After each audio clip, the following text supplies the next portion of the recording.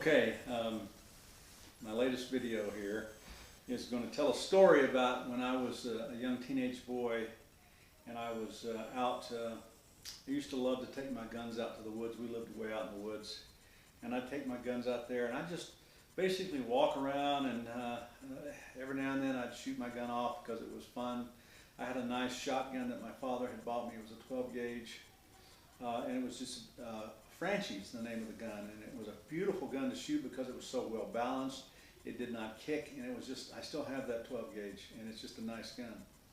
Anyhow, I was out just walking through the woods and going through this one place, and I decided to go home by way of a shortcut because it was getting a little late, and so I decided to cut through this pasture of these people that lived in my neighborhood. They were a little bit far off, but they lived there. I didn't know these people very well, but you know, it never bothered them that the kids of the neighborhood would sneak through their pasture.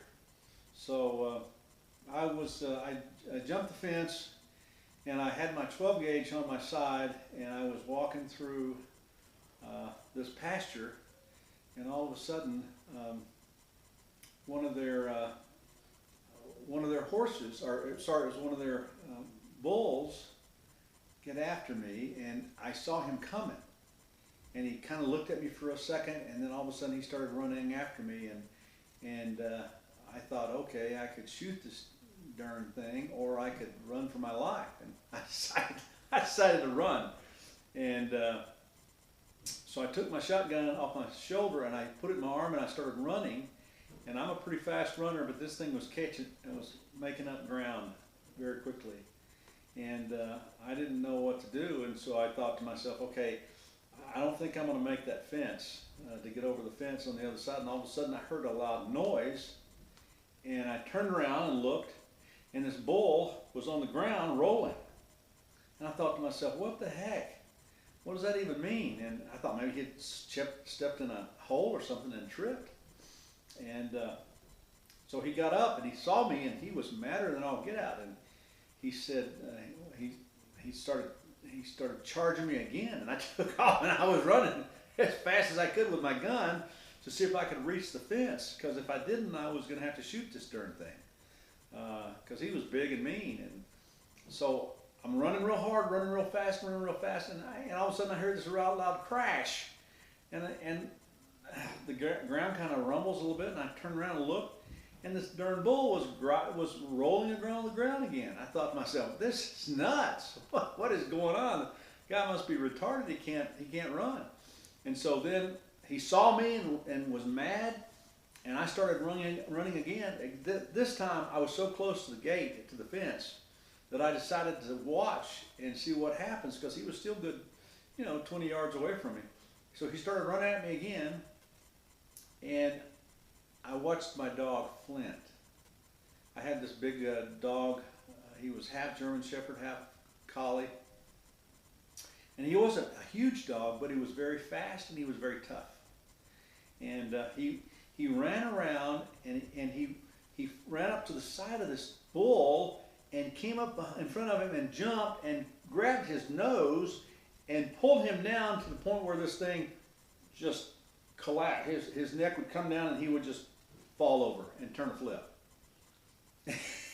That's the darndest thing I'd ever seen. And then he got up that time, and he didn't chase me anymore because he had learned his lesson. He decided that I wasn't worth being tossed over several times. So I went ahead and walked to the fence and crawled through, and I thought to myself, my darn dog was doing that all the time, and I didn't know it. Flint was a tough dog. He was fast and he was tough, and he could bring down a huge, 2,000-pound bull by pulling his nose with his mouth. I don't know where he caught that. He found that, learned that trick, but he must have been some kind of dog that had the ancestry learning how to herd cattle or something. But that's what he would do. So that's my dog. That was my Flint that I grew up with. I loved that dog. I took care of him. He followed me everywhere in the woods. And I remember when I got home off my mission to Mexico, one of the first things I wanted to see was my dog Flint. And we got home, and my mother informed me that Flint had gotten real sick, and there was no way to survive or save him. So she talked to my uncle to come over and shoot him and put him out of his misery. And he was real sick and real bad off. And I had that same story from several people. So I didn't feel so bad about losing my dog. I just missed the times that we had together. And I'll never forget how he saved my life from being gored by that bull on that particular day. So that's my story about Flint and the bull.